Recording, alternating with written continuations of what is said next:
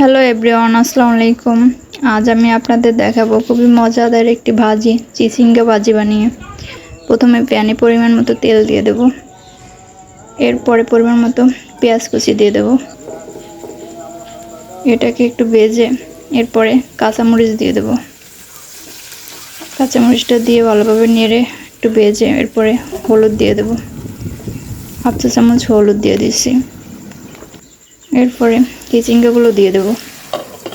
চিচিঙ্গাগুলো নেড়ে ঢাকনা দিয়ে কিছুক্ষণ পর আবার নেড়ে দেব। এটাকে আবার ঢাকনা দিয়ে দেব। লবণও দিয়ে দিয়েছি, সেটা স্কিপ হয়ে গেছে। এরপরে আবার ঢাকনা দিয়ে একদম সেদ্ধ হয়ে আসা অবধি এটাকে ভেজে নেব।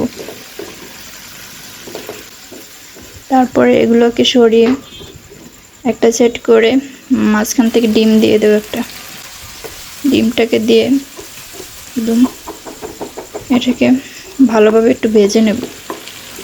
ভেজে চিচিঙ্গাগুলো মিশিয়ে নেব। চিচিঙ্গাগুলো এর সাথে ভালোভাবে মিশিয়ে নেব। মিশিয়ে আবার ঢাকনা দিয়ে দেব।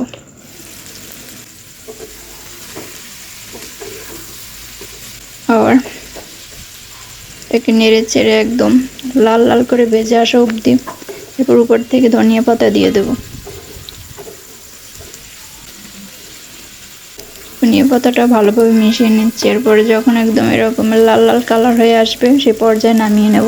এই যে হয়ে গেছে ফাইনালি। যদি ভিডিওটি ভালো লেগে থাকে তো লাইক, শেয়ার, কমেন্ট অ্যান্ড চ্যানেলটি সাবস্ক্রাইব করে দিবেন। আল্লাহ হাফেজ।